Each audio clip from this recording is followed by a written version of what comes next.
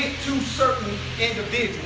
So what he has given me tonight, or us tonight for the house, is basically, what does it mean when we talk about honoring your spouse?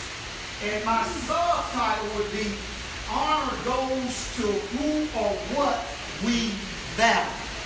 Before I go into all of this though, the last session we had, I did not quite finish that what we was talking about, married, but I'm flirting.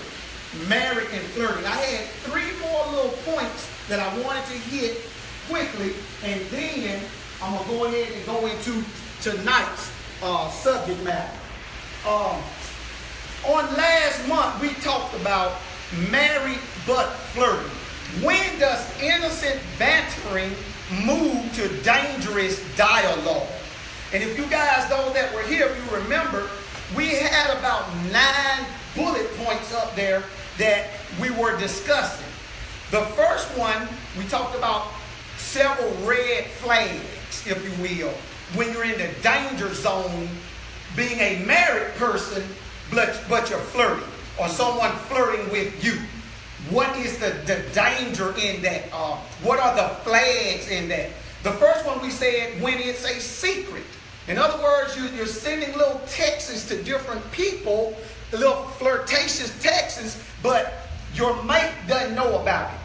Or little emails going out, and then when your mate want to see the emails, all of a sudden they are deleted.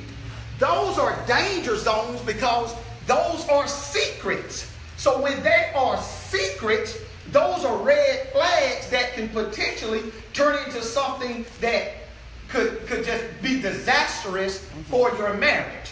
The second one we talked about, if it has a sexual agenda.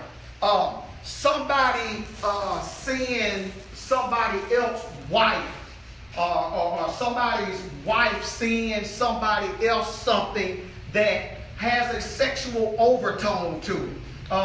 Lady in the mall shopping. She's looking at various lingerie or something like that, but she's married. But she's sending a picture of the lingerie to somebody else, another guy that's not her husband. That's very, very flirtatious. So what is the agenda when you do what you do? As far as flirting is concerned, when it is a sexual agenda, that is a very, very serious pitfall. So that is another red flag or a danger zone when flirting is moving into the area of dangerous dialogue.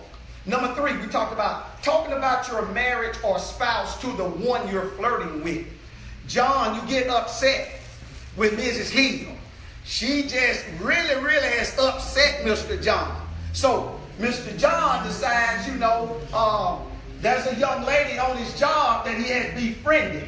So he begins to tell the young lady some of the things that's going on in his marriage with Sandra. Well, that's dangerous because there is an attraction there. Who will flirt with somebody that you're not attracted to? Think about that. Think about that. You're not attracted to the woman or the man, but you flirt with them. You flirt with someone, there is some type of physical, that's how it starts. You see a person. You never talk to them. You just see them across the aisle and catch your eye. They catch your eye. And you began to talk to them. Well, in my scenario with Mr. John, I didn't forget about you. I ain't going to leave you out, sir. In my scenario, Mr. John upset with his wife, so he begins to have dialogue with someone that he's been flirting with. We just said that he's flirting because there's some type of an attraction there. That is another danger zone. You don't want to talk to other people outside of your marriage, especially someone that you are physically attracted to, you're flirting with, about what's going on in your household, because a lot of times the fact that they know John is married and still allows the flirtation, a lot of times they are basically trying to break that up. And will do that if it is allowed. So another danger zone there. Number 4, we talk about if your spouse doesn't like it. Oh, y'all had me going with this one, huh? If your spouse doesn't like it, if your spouse has an issue with someone that you're dealing with of the opposite sex, you have got to honor that. If I befriended someone that Monica is uncomfortable with, and she shares that with me, she lets me know she's uncomfortable with that, I've got to honor that. I've got to cut that off, because she is much more important than whatever this thing is out here that I'm doing that I should not be doing. So if your spouse doesn't like it, you talk about it, and she or he has to honor that. We said number 5 was if you are rationalizing. In other words, you come up with all kind of excuses. Shoot, Monica don't hardly talk to me. You know, she neglecting me every time I'm trying to talk to her. She got to be doing this. She on Facebook. Every time I look at the phone, look at her, she got a phone. Might as well surgically implant that thing, because every time she has it, it's always with her. She on Facebook. So, y'all looking at each other and stuff. So I'm feeling neglected now. So that's my excuse. So I began to rationalize why I'm doing what I'm doing. And that was just an example. I'm feeling neglected. I began to rationalize and make excuses for what I'm doing because I want to flirt with this person over here. Those of you that was not here last month and the month before last, I went in much more detail than I'm doing now, but I'm just scratching the surface because I just want to get to that last part. Number 6, if you are spending a considerable amount of time talking to him, I mean, all the time, Mr. P. Ryan, all the time. You're doing your job, you're visiting these different funeral homes and all this type of stuff, but you find yourself spending considerable amount of time, and please, y'all know these just examples. These just examples. It's just examples. Okay. You find themselves spending considerable time. I mean, it's 10:30 at night, and I'm just throwing out examples, and everything I hear in my spirit, I just repeat. It's 10:30 at night. You're supposed to be with your mate in bed, about to go to sleep, or at least in bed with your mate, but lo and behold, one mate disappears. Still in the house, but disappears. Maybe in another room, and you're looking around, feeling in the dark, where the mate at? Let me read this one. If you're spending a considerable amount of time talking to him or her, you disappeared into another room because you got to send a few text messages over here because you got, hey, I got to talk to this person. I got to talk. It's like a hold on this person. I got to talk to this person. So you're going back and forth. What you thought was going to be 5 minutes, Mr. Nick, because, you know, you just got out of bed, left the wife, went in another room, to, hey, girl, what's up? How you doing? Hey, I'm in this. Whatever. 5 minutes turn into an hour because you get caught up. You find yourself spending considerable time, and it can get to the point where the wife or the husband is feeling like, you know what? I'm feeling like I'm not the most important person to you. You're spending so much more time with whoever this is that you're talking to. So spending considerable time with that person is another flag. Hey, y'all jump in. If you got any questions or comments, please jump in. Number 7, and this was the last one we did in May. If your true friend voices concern, a true friend don't care nothing about your feelings. And when I say don't care anything about your feelings, I mean that in a good sense. Your true friend will tell you, Ray, will tell you in the movie. Now, this just I hope I give it to me right. Brought it to my memories. In the movie, Fences. What was that guy's name that was Denzel's true friend? He was an older gentleman. I forget his name, but the movie, y'all know what I'm talking about. Yeah, the older guy. Yeah. What, do you remember his name? He started with a B. Sure did. Something like that. But y'all know what I'm talking about. That he was movie. A true friend. True friend. Told Denzel, I forget his name in the movie. It's been a while since I saw it, but told Denzel, what you doing? Told that you got a good wife. good woman at home, what is it that you're doing? That is the other point here. It says here that if your true friend voices concern, Ray, your true friend tell you, because sometimes you can be so deep in that thing, you don't actually see for yourself what's going on. But people on the outside can actually see, like in that movie. Saw that Denzel, man, you headed for disaster. You about to, mess up some stuff. So when your true friend expresses concern, you need to listen. You need to listen. That's where I wanted to start tonight.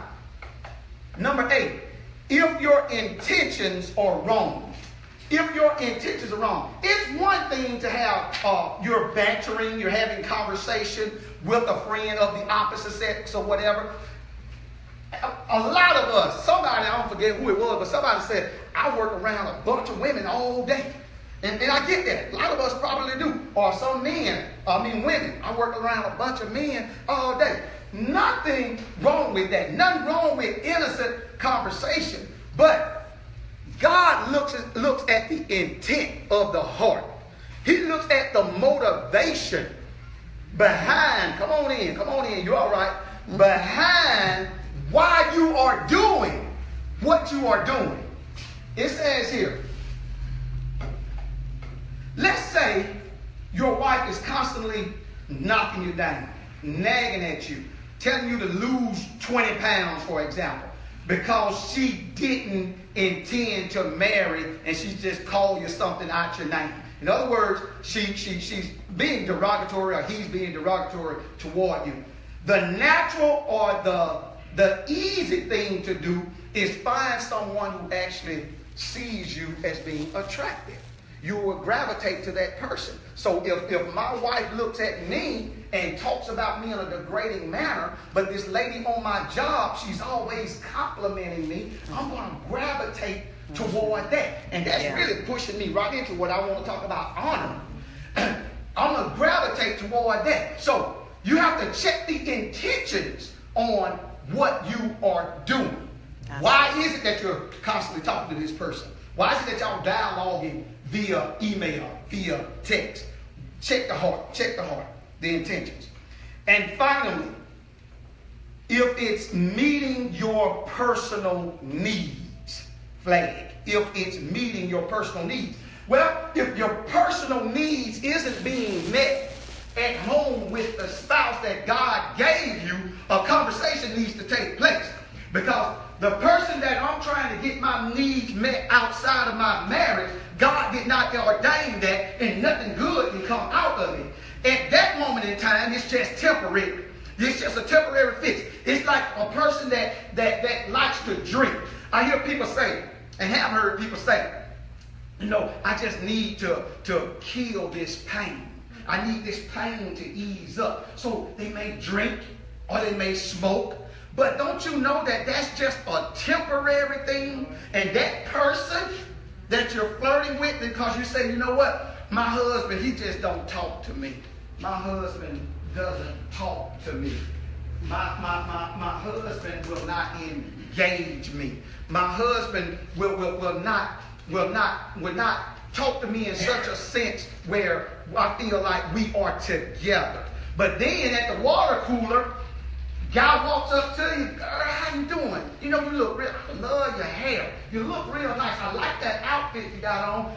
And you begin to talk. And then wifey starts feeling pretty good because at home she's feeling like, I cannot talk to you. I cannot converse with you. So if it's meeting your personal needs outside the home, that is not God's intention. Because what does the devil do? He's taking me all off there. The devil, what he does, he always offers something that's counterfeit but wants you to think it's real. Listen to me. You take $100 bill that is counterfeit. To the naked eye, unless you're trained, you may not know that it's counterfeit. Unless you're trained. There are some people that can hold up to the light and they see something different. But to the naked eye person that's untrained may not know it's counterfeit. But check this out. That's how the devil does. go in a store with that counterfeit $100 bill, you're going to soon find out that it was counterfeit when your hand's behind your back. Or in handcuffed. That's what the devil does. She look good, fellas. He look good, ladies. But it's temporary. It's counterfeit. And then once you go out there with the counterfeit $100 bill, go out there with the counterfeit person, you will soon eventually find out that it was counterfeit. So, when we talk about meeting your personal needs, you guys have got to talk to each other and God, include God in that and fix that thing amongst yourselves. Amen? Amen. Any comments or any concerns, questions, or anything before I move into here? Anything? Yes, yes.